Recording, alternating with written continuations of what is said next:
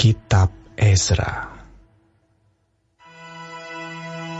Pada tahun pertama zaman Kores, raja negeri Persia, Tuhan menggerakkan hati Kores, raja Persia itu, untuk menggenapkan firman yang diucapkan oleh Yeremia, sehingga disiarkan di seluruh kerajaan Kores, secara lisan dan tulisan, pengumuman ini.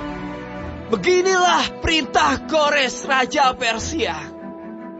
Segala kerajaan di bumi telah dikaruniakan kepadaku oleh Tuhan, Allah semesta langit. Ia menugaskan aku untuk mendirikan rumah baginya di Yerusalem, yang terletak di Yehuda. Siapa di antara kamu termasuk umatnya, Allahnya menyertainya. Biarlah ia berangkat pulang ke Yerusalem yang terletak di Yehuda dan mendirikan rumah Tuhan, Allah Israel, yakni Allah yang diam di Yerusalem. Dan setiap orang yang tertinggal, dimanapun ia ada sebagai pendatang, harus disokong oleh penduduk setempat dengan perak dan emas, harta benda dan ternak, di samping persembahan sukarela bagi rumah Allah yang ada di Yerusalem. Maka berkemaslah kepala-kepala kaum keluarga orang Yehuda dan orang Benyamin, serta para imam dan orang-orang Lewi, yakni setiap orang yang hatinya digerakkan Allah untuk berangkat pulang dan mendirikan rumah Tuhan yang ada di Yerusalem.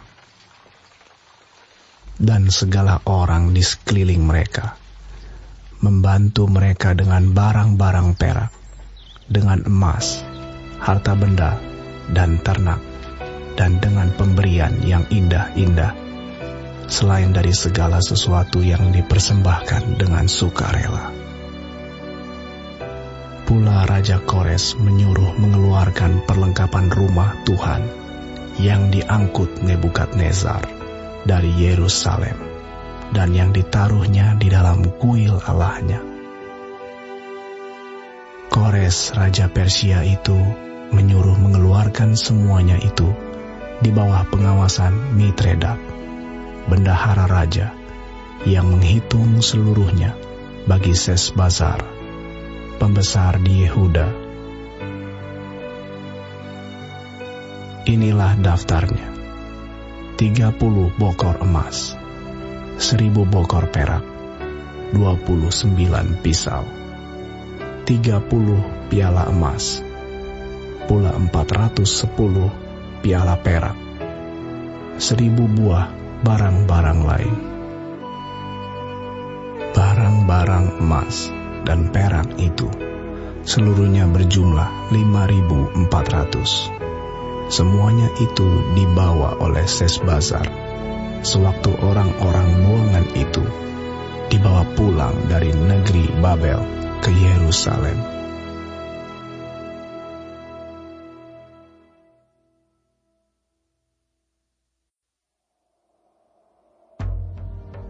Inilah orang-orang provinsi Yehuda yang berangkat pulang dari pembuangan, yakni para tawanan yang dahulu diangkut ke Babel oleh Nebukadnezar, Raja Babel, dan yang kembali ke Yerusalem dan ke Yehuda, masing-masing ke kotanya. Mereka datang bersama-sama Zerubabel, Yesua, Nehemia, Seraya, Reelaya, Mordekai, Bilsan, Mispar, Bikwai, Rehum, dan Baana.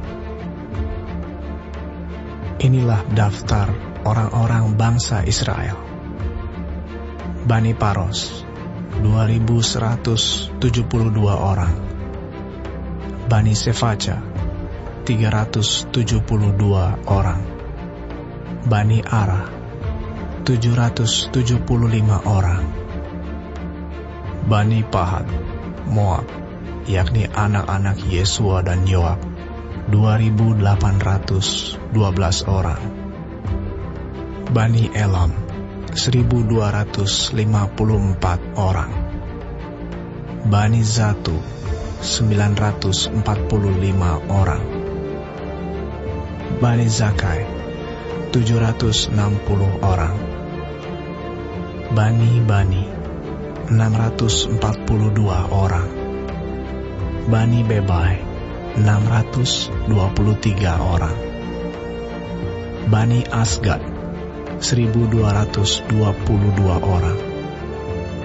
Bani Adonikam 666 orang. Bani Bigwai 2.056 orang. Bani Adin 454 orang. Bani Ater, yakni Bani Hizkia 98 orang. Bani Bezai 323 orang. Bani Yora 112 orang. Bani Hasum 223 orang. Bani Gibar 95 orang. Dari Bethlehem 123 orang. Orang-orang Netofa 56 orang. Orang-orang Anatot 128 orang. Dari Asmawet 42 orang. Dari Kiryat Arim, Kefira dan Beerot 743 orang. Dari Rama dan Gaba 621 orang. Orang-orang Mikmas 122 orang. Orang-orang Betel dan Ai 223 orang. Dari Nebo 52 orang. Bani Makbis 156 orang. Bani Elam, yakni Elam yang lain 1.254 orang. Bani Harim 320 orang. Orang-orang dari Lot, Hadid dan Ono 725 orang. Dari Yeriko 345 orang. Bani Senaa 3.630 orang. Inilah para imam, Bani Yedaya, yakni kaum keluarga Yesua, 973 orang. Bani Imer 1.052 orang. Bani Pasyur 1.247 orang. Bani Harim 1.017 orang. Inilah orang-orang Lewi, Bani Yesua dan Kadmiel, yakni Bani Hodawia 74 orang. Inilah para penyanyi, Bani Asaf 128 orang. Inilah kaum penunggu pintu gerbang, Bani Salum, Bani Ater, Bani Talmon, Bani Akub, Bani Hatita, Bani Sobai, semuanya 139 orang. Inilah para budak di bait Allah, Bani Ziha, Bani Hasufa, Bani Tabal, Bani Keros, Bani Siaha, Bani Padon, Bani Lebana, Bani Hagaba, Bani Akub, Bani Hagab, Bani Samlai, Bani Hana, Bani Gidel, Bani Gahar, Bani Reaya, Bani Rezin, Bani Nekoda, Bani Gazam, Bani Uza, Bani Paseah, Bani Besai, Bani Asna, Bani Meonim, Bani Nefusim, Bani Bakbuk, Bani Hakufa, Bani Harhur, Bani Baslut, Bani Mehida, Bani Harsa, Bani Barkos, Bani Sisera, Bani Tema, Bani Nezia, Bani Hatifa. Inilah keturunan para hamba Salomo: Bani Sotai, Bani Soferet, Bani Peruda, Bani Yaala, Bani Darkon, Bani Gidel, Bani Sefaca, Bani Hatil, Bani Pocheret Hazebaim, Bani Ami. Seluruh budak di bait Allah dan keturunan para hamba Salomo ada 392 orang. Inilah orang-orang yang berangkat pulang dari Tel Mela, Tel Harsa, Kerub, Adan, dan Imer. Tetapi mereka tidak dapat menyatakan apakah kaum keluarga dan asal-usul mereka termasuk bangsa Israel. Bani Delaya, Bani Tobia, Bani Nekoda, 652 orang. Dan dari antara kaum imam, Bani Habaya, Bani Hakos, Bani Barzilai. Barzilai itu memperi istri seorang anak perempuan Barzilai, orang Gilead itu, dan sejak itu ia dinamai menurut nama keluarga itu. Mereka itu menyelidiki apakah nama mereka tercatat dalam silsilah, tetapi karena itu tidak didapati, maka mereka dinyatakan tidak tahir untuk jabatan imam. Dan tentang mereka diputuskan oleh kepala daerah bahwa mereka tidak boleh makan dari persembahan Maha Kudus sampai ada seorang imam bertindak dengan memegang Urim dan Tumim. Seluruh jemaah itu bersama-sama ada 42.360 orang. Selain dari budak mereka laki-laki dan perempuan, yang berjumlah 7.337 orang. Pada mereka ada 200 penyanyi laki-laki dan perempuan.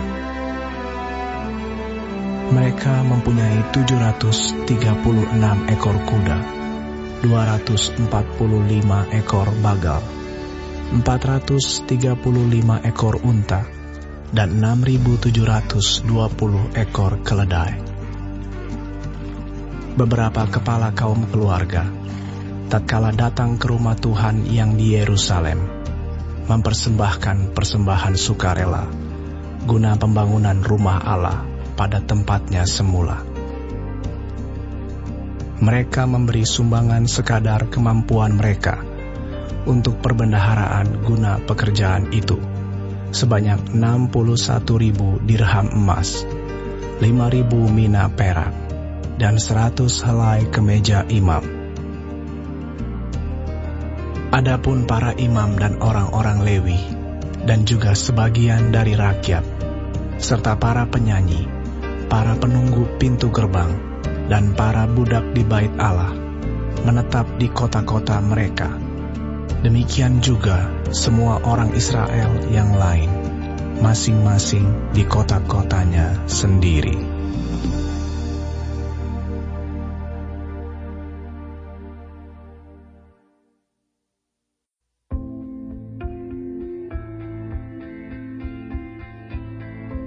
Ketika tiba bulan yang ke-7, setelah orang Israel menetap di kota-kotanya, maka serentak berkumpullah seluruh rakyat di Yerusalem.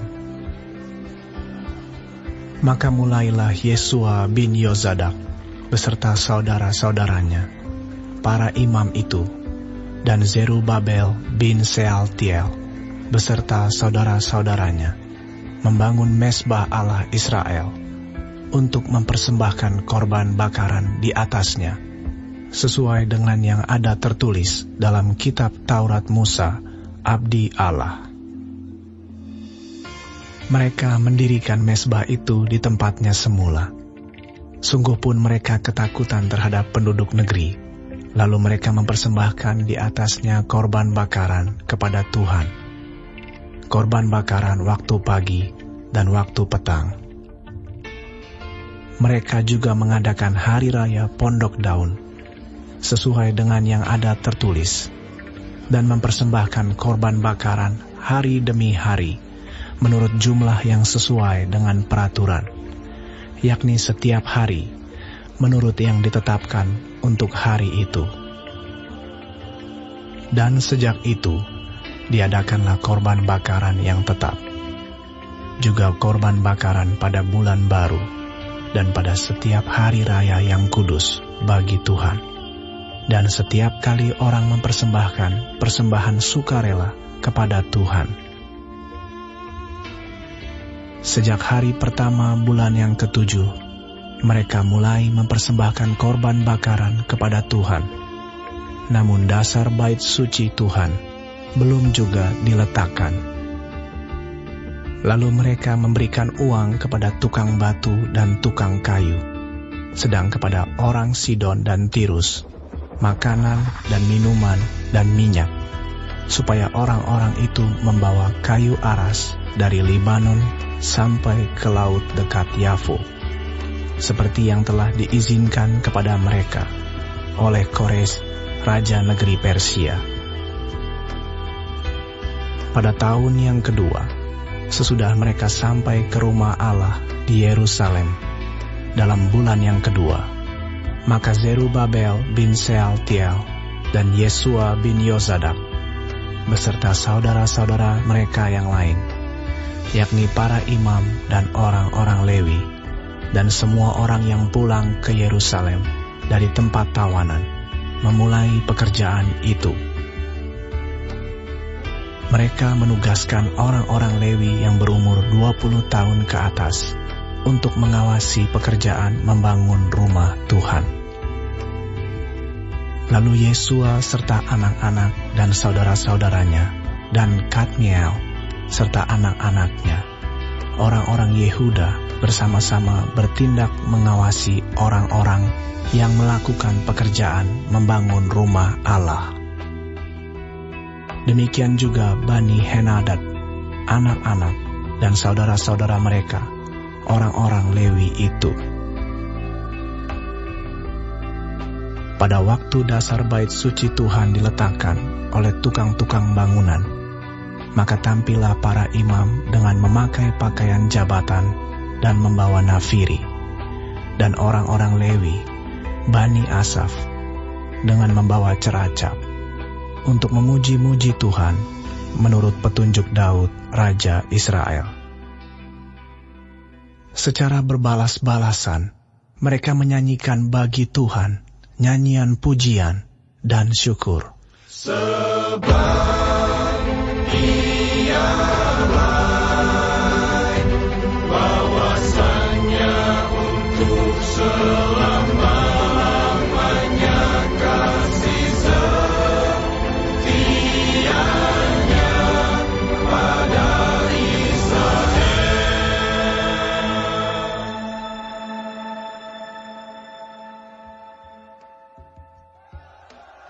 Dan seluruh umat bersorak-sorai dengan nyaring sambil memuji-muji Tuhan, oleh karena dasar rumah Tuhan telah diletakkan.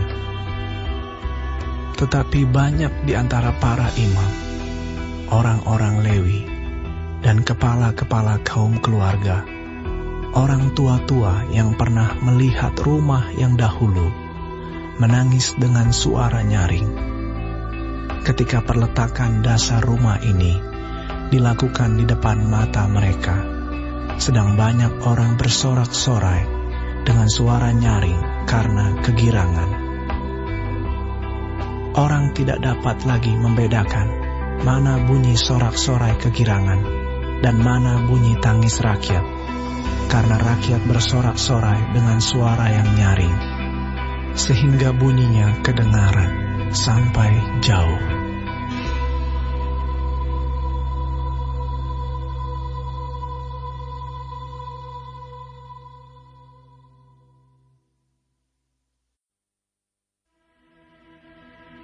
untuk pemimpin biduan, menurut lagu Bunga Bakung, kesaksian Asaf, Mazmur.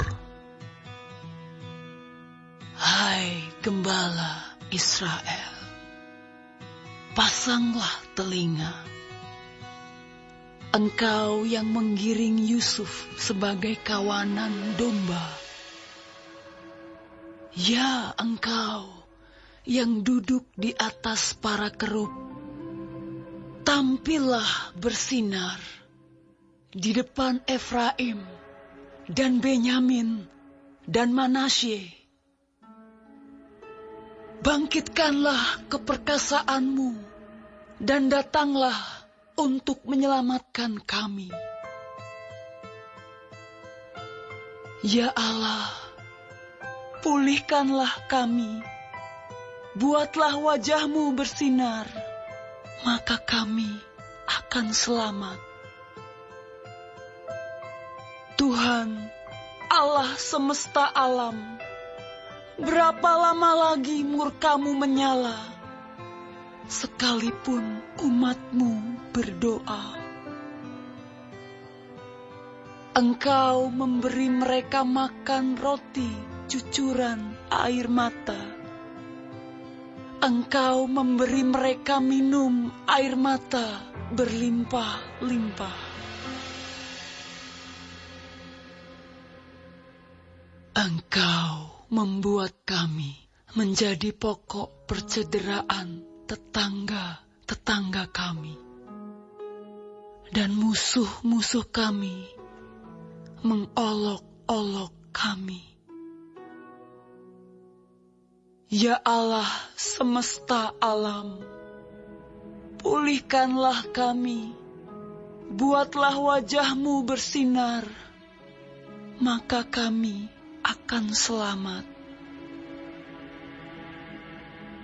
Telah Kau ambil pohon anggur dari Mesir, telah Kau halau bangsa-bangsa, lalu Kau tanam pohon itu.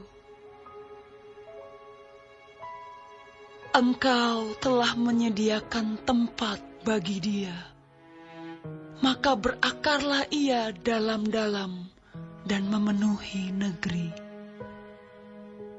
Gunung-gunung terlindung oleh bayang-bayangnya, dan pohon-pohon aras Allah oleh cabang-cabangnya. Dijulurkannya ranting-rantingnya sampai ke laut, dan pucuk-pucuknya sampai ke sungai Efrat. Mengapa engkau melanda temboknya, sehingga ia dipetik oleh setiap orang yang lewat?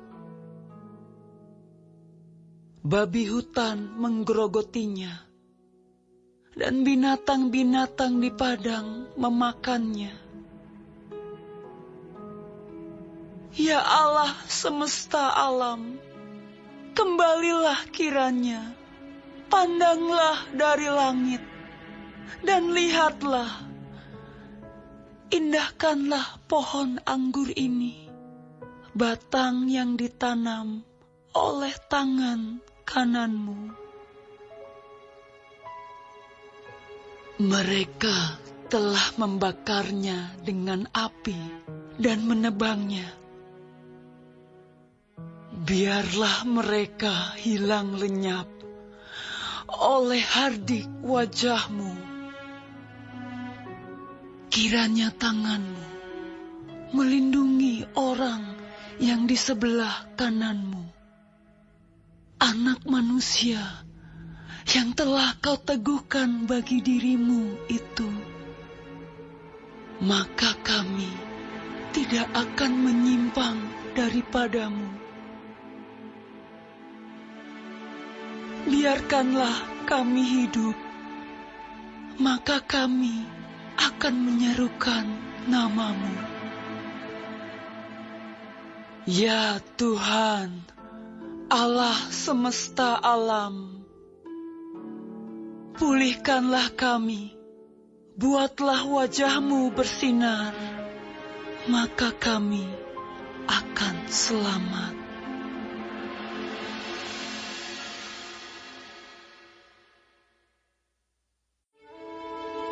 Orang yang serong hatinya adalah kekejian bagi Tuhan, tetapi orang yang tak bercela, jalannya dikenannya. Sungguh, orang jahat tidak akan luput dari hukuman, tetapi keturunan orang benar akan diselamatkan. Setelah Yesus turun dari bukit, orang banyak berbondong-bondong mengikuti dia. Maka datanglah seorang yang sakit kusta kepadanya, lalu sujud menyembah dia dan berkata, Tuhan, jika Tuhan mau, Tuhan dapat mentahirkan aku. Lalu Yesus mengulurkan tangannya, menjamah orang itu, dan berkata, Aku mau, jadilah engkau tahir. Seketika itu juga, tahirlah orang itu daripada kustanya. Lalu Yesus berkata kepadanya, Ingatlah, jangan engkau memberitahukan hal ini kepada siapapun. Tetapi pergilah, perlihatkanlah dirimu kepada imam dan persembahkanlah persembahan yang diperintahkan Musa sebagai bukti bagi mereka.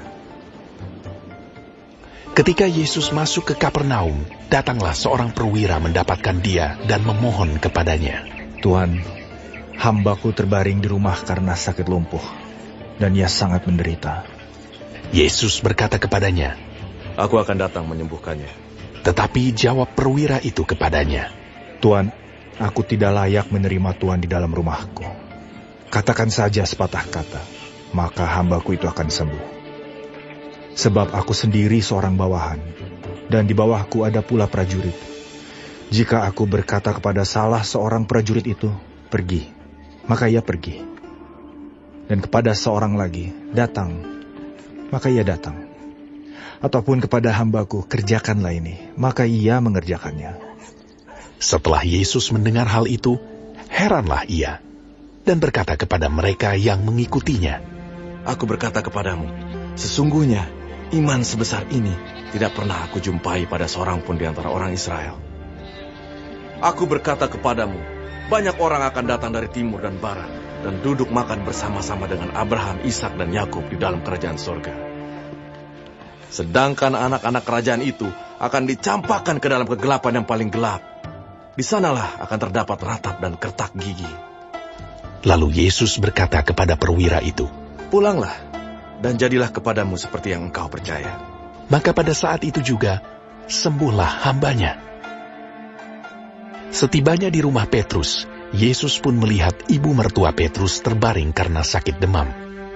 Maka dipegangnya tangan perempuan itu, lalu lenyaplah demamnya. Ia pun bangunlah dan melayani dia. Menjelang malam dibawalah kepada Yesus banyak orang yang kerasukan setan, dan dengan sepatah kata Yesus mengusir roh-roh itu dan menyembuhkan orang-orang yang menderita sakit. Hal itu terjadi supaya genaplah firman yang disampaikan oleh Nabi Yesaya. Dialah yang memikul kelemahan kita dan menanggung penyakit kita. Ketika Yesus melihat orang banyak mengelilinginya, ia menyuruh bertolak ke seberang. Lalu datanglah seorang ahli Taurat dan berkata kepadanya, Guru, aku akan mengikut engkau kemana saja engkau pergi. Yesus berkata kepadanya, Serigala mempunyai liang dan burung mempunyai sarang, tetapi anak manusia tidak mempunyai tempat untuk meletakkan kepalanya. Seorang lain, yaitu salah seorang muridnya, berkata kepadanya, Tuhan, izinkanlah aku pergi dahulu menguburkan ayahku. Tetapi Yesus berkata kepadanya, Ikutlah aku, dan biarlah orang-orang mati menguburkan orang-orang mati mereka. Lalu Yesus naik ke dalam perahu, dan murid-muridnya pun mengikutinya. Sekonyong-konyong mengamuklah angin ribut di danau itu, sehingga perahu itu ditimbus gelombang. Tetapi Yesus tidur. Maka datanglah murid-muridnya membangunkan dia. Katanya, ia berkata kepada mereka, Mengapa kamu takut? Kamu yang kurang percaya. Lalu bangunlah Yesus menghardik angin dan danau itu. Maka danau itu menjadi teduh sekali. Dan heranlah orang-orang itu. Katanya, Orang apakah dia ini? sehingga angin dan danau pun taat kepadanya. Setibanya di seberang, yaitu di daerah orang Gadara, datanglah dari pekuburan 2 orang yang kerasukan setan menemui Yesus. Mereka sangat berbahaya, sehingga tidak seorang pun yang berani melalui jalan itu. Dan mereka itu pun berteriak, katanya, "Apa urusanmu dengan kami?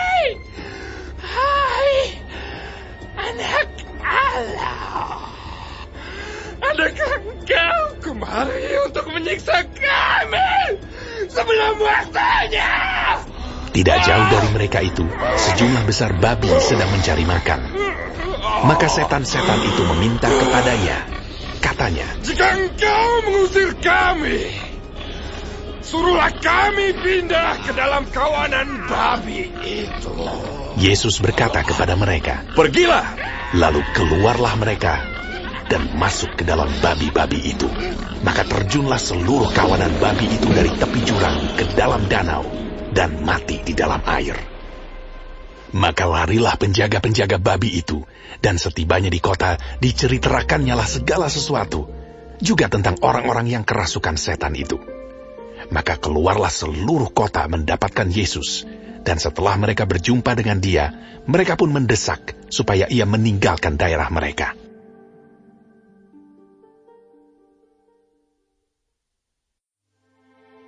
Dan aku mendengar suara yang nyaring dari dalam bait suci berkata kepada 7 malaikat itu, "Pergilah dan tumpahkanlah 7 cawan murka Allah itu ke atas bumi." Maka pergilah malaikat yang pertama, dan ia menumpahkan cawannya ke atas bumi. Maka timbullah bisul yang jahat dan yang berbahaya pada semua orang yang memakai tanda dari binatang itu dan yang menyembah patungnya.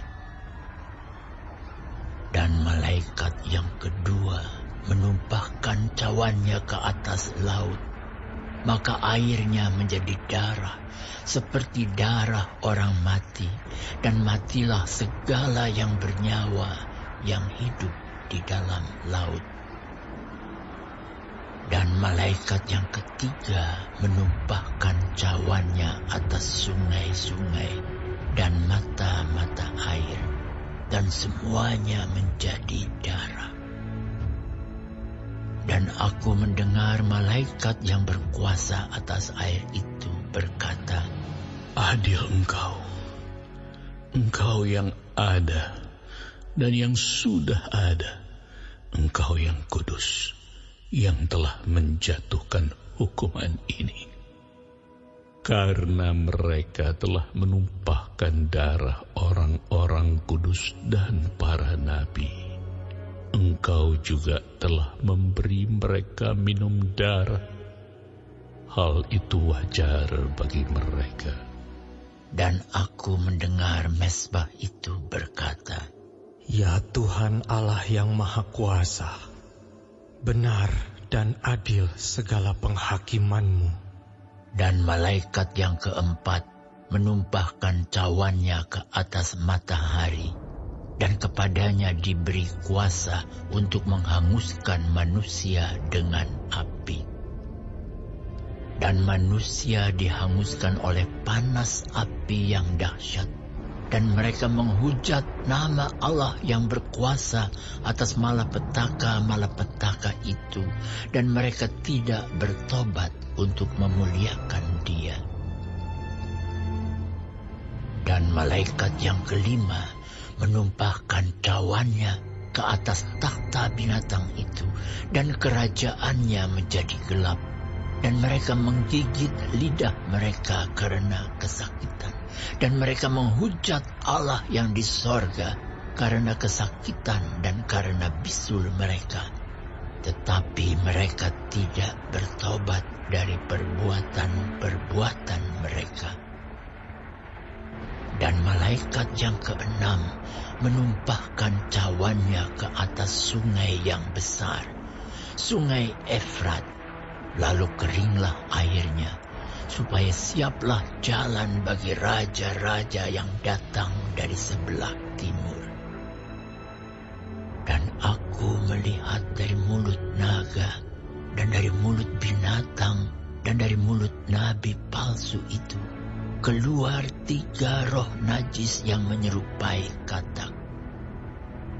Itulah roh-roh setan yang mengadakan perbuatan-perbuatan ajaib.